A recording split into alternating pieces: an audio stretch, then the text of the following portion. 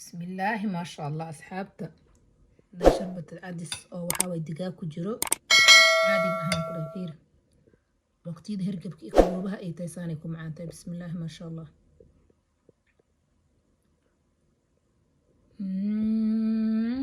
عادي معه. السلام عليكم أصحابتي maanta meeshan waxaa noogu haya shoobatar cadis oo digaag aan ku sameynayo digaag iyo xawaajiyaal iyo yaanyo iyo basal aan meeshan ku haystaa maasha Allah kaale arag sida aan u sameysanayn haddaan bilaabanayna insha Allah.